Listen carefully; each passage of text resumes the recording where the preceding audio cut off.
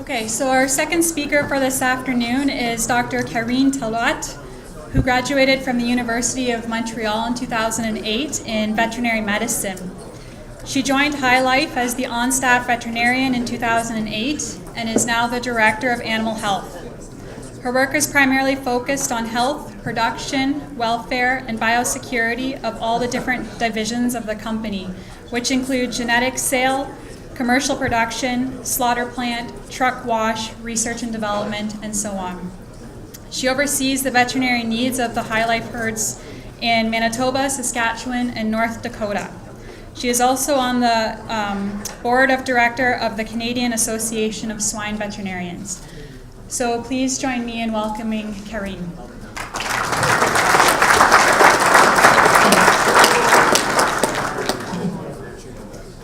Can you hear me well? Well, I won't be your only speaker with an accent today, so.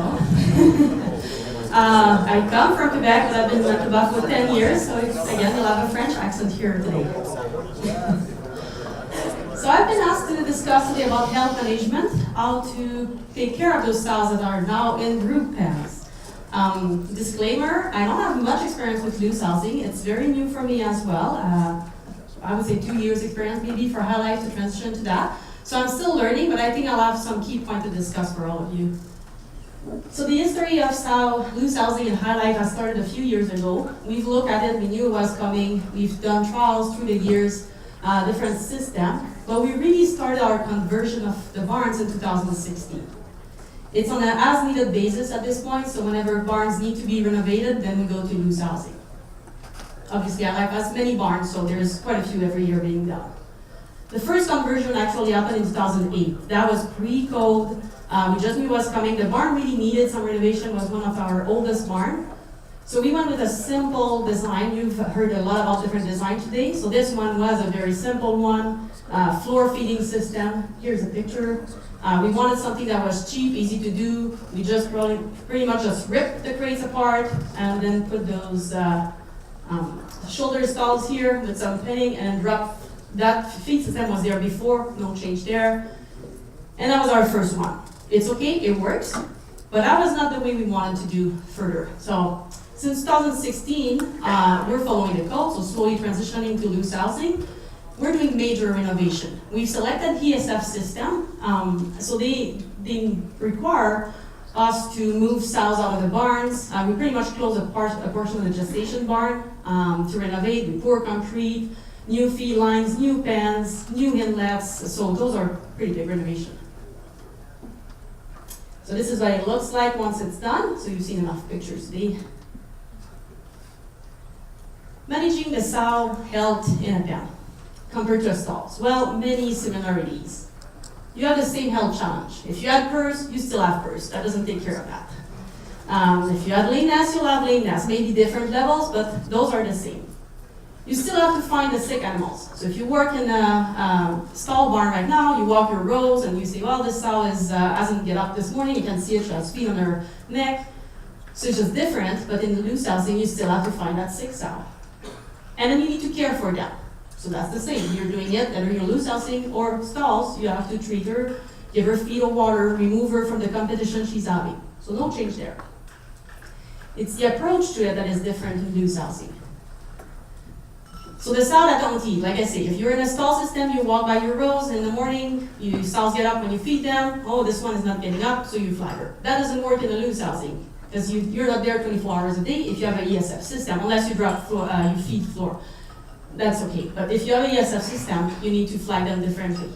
There's also bullying happening in loose housing. You've heard about it today. That's real. You need to find that sow that is bullied by the other one and doesn't get to the feeder. And then we do the walk in the pen. So it's more similar to how we train our staff for nursery and finishing. You've probably heard about that. You walk in the pen, you look at the animals, you look at how they look. That's what we're trying to apply now in loose housing.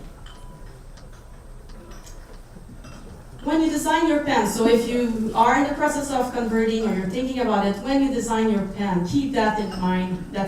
You will have sick sow. They won't disappear because you go to loose housing, so make sure you plan for that. Make it easy for people to walk from pen to pen, to access those pens.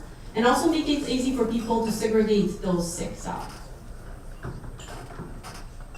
So let's go into the design to walk in the pen. When I say make it easy for people, so if you have a bunch of pens and you have to jump every day and you have shorter people, taller people, think about that. Make it easy so there is no, there will not be a, oh, I didn't go in today because I had to jump 20 pens or so. Here we go. So what we did is a walkthrough. You've seen it today, but we made sure that every pen that's, you can actually in a few spots, there's in the back too, so you can simply go from pen to pen just crossing here those gates. Now, make sure you design those properly. If they're too big, the sows will also want to jump from pen to pen. And if they're too small, they won't accommodate everybody. So, but those are great tools. So this is one in the back. Now, the other thing that is happening, and very often I get to sow barn in the afternoon, and they're all laying down, and they will not move for you. So this is a good tool, but sometimes you will still have to jump over the pen just because the sows won't. She's laying down there, and she won't move just because you want her to move. But at least they're there. Now the 6 sow, to identify them. Same sign as when you have stalls. So you're looking for the body condition, the skinny sows. You might also want to look for very fat sows, but typically not a health issue. You want to look for the lame sows, the downer sows, the one that have difficulty to get up. They might be just uneasy on their back legs, and the general behavior. So they might look totally fine, but you walk by and you see, oh, that's the sow that is laying down in a corner and in the back of the pen, or she might have her head down, looks like she might have some fever. So you want to train everybody, your staff, to recognize those signs. And then the sows that are not eating, then you have, if you're using a ESF system, you have the tools, is the computer. So the computer will give you a list, and that's very useful. So you have to combine that with going and looking at the sows in the pens, but this is a great tool to at least flag it in the morning which sows should be eating and have not. So here you have an example. So we have the pens, and then you have, we give them a feeding curve, I guess, in here, and then you can see where they are. And then anything that doesn't eat at a certain point in the day, she will be flagged in red. Now there's many reasons. That's why you take that list and now you go check in the barn, because she might be sick, she might be lame, she might have lost her tag. She has no problem other than she has no tag. She's not getting fed though, so make sure you put a new tag on her. It might be a sow that is bullied. She just didn't get to that feeders. There might be an issue with the feeding station as well. But at least this is just a flag to give you a start. This is the tool. So for us, we do post-implementation. When we move the sows, so we preg check, then we move them. They get allocated to a pen, so you pretty much just scan the tag. Allocate to the pen, you give her a feeding curve depending on her body condition, her parity, and the feeding program will follow. So since I'm talking about feeding, I thought I would add a little bit here, is we had a great opportunity when we renovated our barns, we were changing the feeding system. And then we decided, well, if we're doing all that work, might as well go with 2 feed lines per tube. And you'll see a picture. This gives you the opportunity, nothing that I've heard about, but actually, the last few years we've heard about that, but it's not common in the gestation to feed sows differently depending on where they are in their gestation stage. So now we can do it. So for example, in the last 3 weeks or a month of gestation, we can now feed that sow differently. And also, we've heard it many times today, make sure you have enough feeder space for the number of sows you have in those pens. And that will be different in the system you use. But too little will create unnecessary competition. And here's a picture. So when we install our feed lines, this is a normal tube hoppers feeding down to a feeders. We put 2 tubes, and you can open or close depending. And we have static group, so they all are at the same stage of gestation when they're in the pen, so we can switch on different ration when we do that. The sick pen. There will be sick sow, we've stated before, it's not because you change to a loose housing that they will disappear. So we have to make it easy for people and for sows. So we have a sick pen within each big group. Our group size depends on the barn. We have different barns that converted to loose housing. Some will have up to 50 sows, some will have 20 sows, but we all have a sick pen within each big pen. I like the idea because the sows, if she's lame, she doesn't have to walk half a mile. We have some pretty big barns. The biggest we've done up to now is 3,000. We will eventually do some 6,000 sows.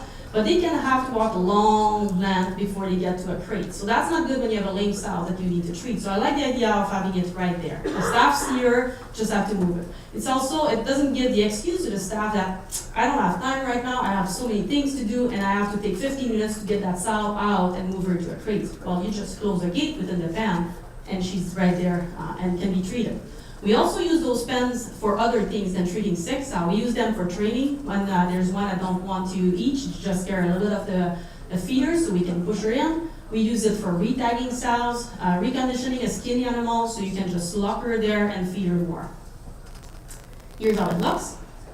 So this gate here can just be around this, just along the wall here, so it's not in the way when you don't need it. But the day you need it, you just flip it here, lock it. There's a water nipple, full floor, slatted floor, and then we floor feed for this specific pen. This is an example. She looks worse than she is. She's just a little bit lame. She's been floor fed, she has water, and she's protected from the other side. It's very easy for the staff to look for them as well because those pens are right by the alleyway. So when you walk in your middle alleyway, you can just look at those six. The managing this, what can happen though is what you do once you place the sow there. And there we're still learning. There's different trick that I've learned through the staff. What he told me is one thing we thought was we leave her there till she has to farrow and she moved with her group into farrowing. That's the best of the world if you can. Now, if you have another sick sow in that pen that also need a sick pen, you don't want to mix them, so you need to make a decision. So there's different options. You can reintroduce the sow to the big pen. We originally thought that should work very well because we thought, well, she's still seeing her friend there, she smelled them, so it should not be an issue. Not true. It appears that once you put her in that pen and she stays there for 1 week, 2 weeks or more, they become not friend again and then they fight again. So that failed, so we say, okay, well, I had a great manager, and he loves that kind of things. And what he developed is a gradual reintroduction. So it sounds like a lot of work, but once you explain it to me, I say, that makes a lot of sense. So what he does is, once they flag it as lame sows, for example, that's one of the most common, and not too severe, just a little bit lame, they will put her in that pen, but just for a few hours a day, typically the night. So they mark her with paint, and just before the end of the shift, they'll move that sow into that pen, close the door, feed her, and then they'll go home. The next morning they come, they open that gate, she goes back with her friend, no fighting. At the end of the day, they put her back and put her in that pen. She gets a treatment also. So it's kind of a partial, she's in the pen just part of the day, but that seems to be just enough to give them the rest they need and recover. So I thought that was a pretty cool idea. Or the other option you would have is just simply to move them to a stall. If she recovered enough, she's not too late, move them down to a stall and then use that pen for another 6 hours. Vaccination. We vaccinate a lot pre-farrow, probably like you do. We use mostly hip injection, but when we went to loose housing, that became a little bit more of a challenge. So now what we do is both. Pretty much how the sows present herself, it will be a hip injection or a neck injection. We've also simplified our vaccination protocol. I don't mean here taking vaccine away, if you were getting all excited, no. So we still keep the same number, but what we normally do in Hylife is we have some parity-specific protocols. So P1, 3, 5 will get a certain vaccination, and then P2, 4 will get another one. So I had to go away from that because it was too complicated in the pens compared to stalls. So we just simplified that. And then for the gilts, we offer 2 choices, because they still need their 2 doses of vaccine, very often pre-farrow. It's either you give the first dose at preg check before you move her to a pen, or you give both doses in the pens. I offer the option to the employees. And then I would say, discuss with your vets, according to your vaccination protocol, what can be done, but there is some things we can do there for flexibility. So what the staff has said when we transition to loose housing? We've done a few barns up to now, and I went and did a survey, and I asked them a lot of questions, and I say, well, what do you think? How did it go? What's your the challenge? What was the worst? What was the best? So I went through that. For the health, what they say is it increased mortality. Definitely increased mortality the first time we put them in the pens. After transition, though, they all told me, now I went back to normal. Once the sow got adjusted to that, it was fine. Lateness, yes, we see more since we lose housing. I'll show you some numbers. And they mentioned some injury, vulva injury mainly. So then I went and I like numbers. So I say, well, the staff is telling me that. Let's look at the numbers we have, see if it correlates. And yes, it does. Okay, this is a pretty big slide, but we'll go through it. So this is one of our 3,000 sow that we converted to loose housing. That's the first one in 2016. The red bar here is the before-after, so stalls to loose housing. So what you're looking at is the yellow line is the average mortality per month. And you can see it fluctuates. The blue line, well, actually we'll go to green first. The green is sudden death, because I thought I would use that as my comparison. I don't see why we should have more sudden death in the loose housing, so I use that as my comparison point. And yeah, you can see the trend line pretty stable before after. What does change though is that blue lines here and the column in blue, those are the lameness. Now this is staff reporting to a program, and that's the reason they gave them. So you can see before it was about 1 per week, and then it went up right after. So yes, after conversion, we spiked in mortality. So then I wanted to look at it a little bit more, and I just combined and simplified the chart. So what you're looking at here is the average percent mortality for before after. So you have to read the yellow line on this chart here. So you're about at 8.5% mortality before. We went up to 12% after. And then you can see sudden death a little bit increased and lateness really increased. So I was curious because the staff told me it went back to normal. So I said, I should break it down differently. So I did more before, during, after. Hopefully you follow me here. And I use the same dates here, January to July 2016, January to July 2018, to take any seasonality out of that. And as you can see, mortality spiked above 14% when we were transitioning, but it went down. The lameness though, so any sows euthanized for lameness went from just above 6% high to 14% and has not quite went down yet. We're about at 12%. So what this tells me is our mortality is going back to normal. I believe this will eventually keep going down as we learn more about the system. But the staff named those sows more as lameness in the computer. Now maybe before they were lame, but they didn't have to do anything. They were staying in a stall. So probably what they were seeing might have been a sow off feed, a skinny sow, or she would have made it to farrowing and then die of another reason there. So we're just noticing the lame, I think, more, but definitely we're going on the right trend now. Now, what I should say too is this. That was our first conversion, and the flooring, the opening, the gap in the slats were way too big in front of the stalls, the feeding system. So we had some issue with lameness. We fixed that now, and it's much better, but that's something to come to. So not all conversion goes as high as this. So this one was our first one. We were ready. So in conclusion, this is only one barn I showed you. The other ones follow a similar trend, but they don't spike as high.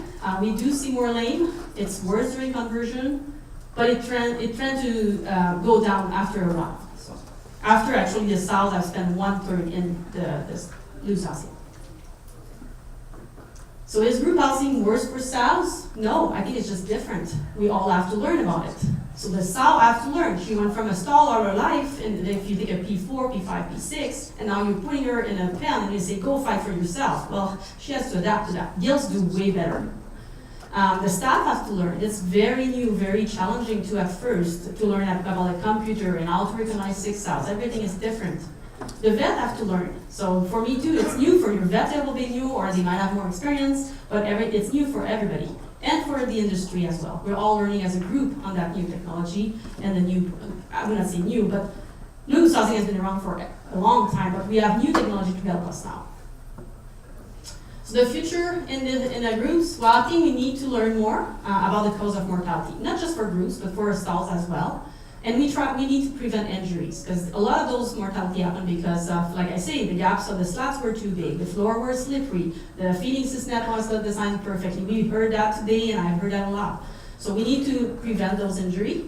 We need to improve detection of sick animals, because if we can detect them earlier, we probably have a better chance of treating them. And I think new technology in the future will help us with that. Either be cameras that detect the movement of the sows and flag if they're lame. There's mats for that as well. It might be a fever detection tools that you would hang in the pen and would pretty much flag the sow that have fever. There's pretty cool stuff being launched in the market, and I think we'll be able to use that in the future. And we need to improve our treatment and recovery rates. So the diagnostic, finding why those sows are lame, or why do they die, and then the timely treatment. That's it.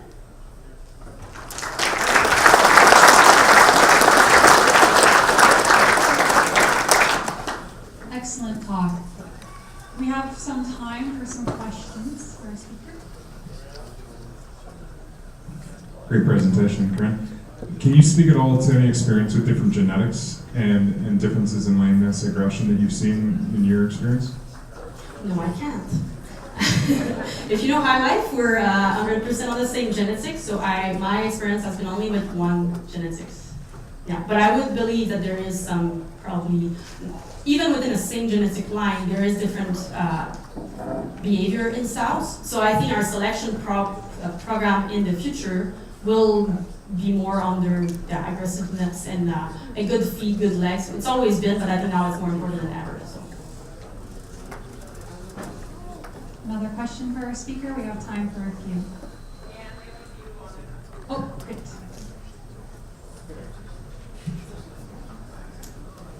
Okay, so we've had a few roll in on the computer here. So the first one was how many sows per station do you have on the gestall system? Oh, that's a good question. I believe we're around 15 to 20, but the staff told me 15 is better than when you go to the 20. They tend to see more of the aggression once we have more. Okay, and then the next question was, have you seen any differences in the sows per feeding station, depending on if you're feeding pellets or mash? Right now we're all on mash, but very soon in the next 2019, we'll have barns on the pellets, so eventually I'll be able to answer that question. But right now it's all mash for us. And one last one that came in here. What program do you use to report your lameness? I'm assuming it means a computer program. So we use a pig care. So you have pig nose, pig care, all those programs. That's just a computer program to help you manage your numbers. So that's the one we use. But it will be dependent. It doesn't matter which computer program you use. It's the staff that report it, how they report it. So what's a lame sow? If she's a downer and she's skinny, but she's also lame, and then you euthanize her for prolapse, which one do you use there in the computer? So you know what I mean. Any further questions from the audience? You're gonna make me run.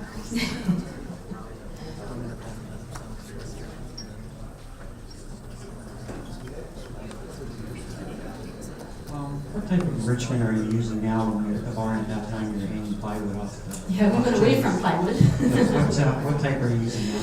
We're still testing quite a few. So we tried the plywood. That was not very good. The sows love it, but they break it down, goes into the pit, and plug the pump. So not something that we want to see. I personally really like the PVC chain, the PVC pipes. We use that a lot in our finishing barn. So hanging it, in finishing we just throw it on the floors. Now somebody has decided to hang it for the sows and they really play with that and it's easy to clean, they don't destroy. We're looking at chain, we've been looking at some toys, but the sows they just destroy. I think it's good for little pig toys, the sow just beats it through. So we're still playing with that. Would you wash between every time you wash? We rinse, let's say. Yeah, we do a quick rinse, yeah. We had another question. I can try and yell, but... I get my steps in today. So the question was, do you think that lameness is going to decrease as an issue over time? I think it will. I'm very confident as we learn. We're not the type at Hylife to just let a problem be a problem. And I say lameness actually it is a problem in stalls. It's your number one problem probably right now. I think loose housing just make it more obvious because now the sow has to eat to get to the food, walk to get to the food, walk to get to the water. So we just see it more. So absolutely, I think as an industry, we'll all learn from it and get much better. Did you change anything in your ration? Not because of loose housing, no. And you see a change like your cost per sow in your feed? That will be interesting. I have not looked at it, but I would expect way less wastage, absolutely. Our typical feeding system at Hylife is a drop feed, but it's not the tubes, it's just we drop from a pipe, fill on the gestation floor, and it's mixed with water, and there is quite a bit of wasting there, mostly around that early wean time. Now they're installed during that time, but after. And I think we'll be better at adjust as well because now it's very precise. The sow has a tag and we can put it on the curve. So less food, more food, depending on our body condition. We never had that opportunity before. So I think it'll be much better. The other thing is the second line I showed you. I think there's a huge opportunity there. We haven't made a change yet, but that's the goal, is to have different ration depending where she is in her gestation. And that's where the cost saving will come, as well as better performance for the sows. Yeah, so in that situation, would your system be able to blend those two diets day by day? No, because it's an on-off in that case. I think it's, as long as the change is not too drastic, it won't be so much of an issue, but we will be able to increase lysine, minerals, vitamins just before she goes into farrowing. Yeah. So I'm sure there's a system out there we could probably blend. In our case, it's you choose your line.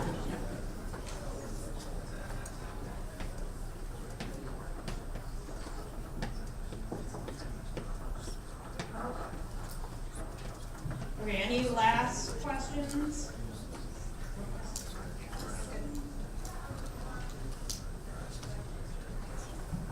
I've heard for the module about the slats. So what is the code for like the spaces on slats?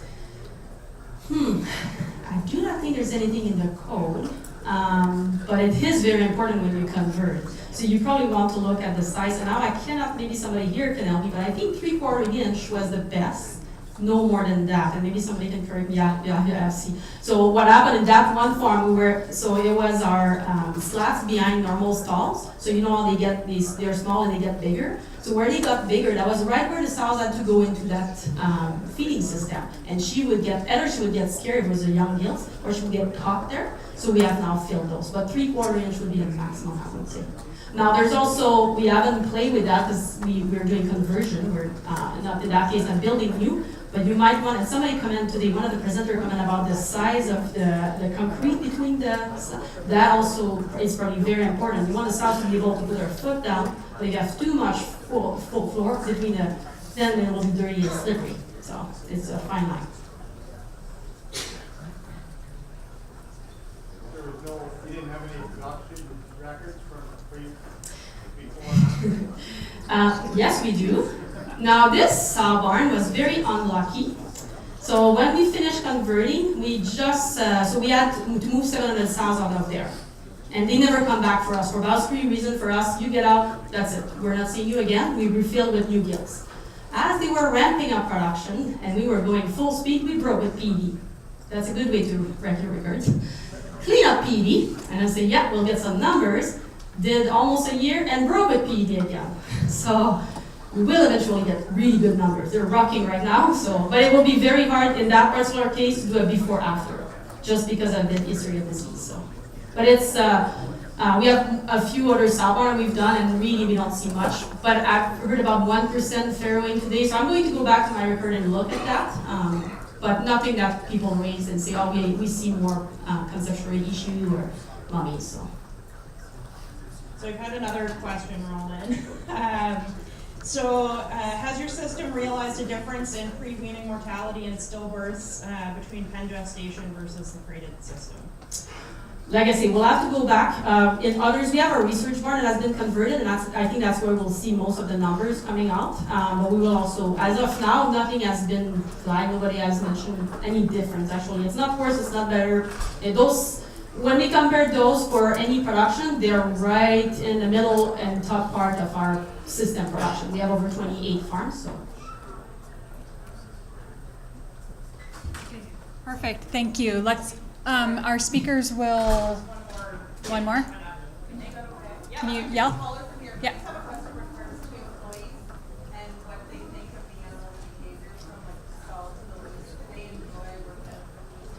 Yeah, so that was one of my questions too. Oh, sorry, yeah, she asked me what the employees thought on how they like working with the animals installed compared to loose housing. So when I did my owner survey, I went to every single loose housing, not that many, but I asked the employees what they thought of the system. If they had to do it again, would they do it differently? If they had a choice, what they would choose. They don't have a choice, but I asked them if they had a choice. I'm very polite. So I got some very interesting comments, and I was shocked. Like all the employees, and some had been through for just a few months, they were transitioning, and some, like this barn, had been through for almost 2 years. The general consensus was this is way better for the sows. It looks better. For the employees, said was like, yeah, if we had a choice, we probably prefer to work in stalls because you don't have to jump with the animals, they don't push you, and so they say it's easier for us. But everybody say, you know what, we would still prefer loose housing. So I was shocked because that's not the answer I was expecting at all. So. Okay. Let's join me in thanking our speaker.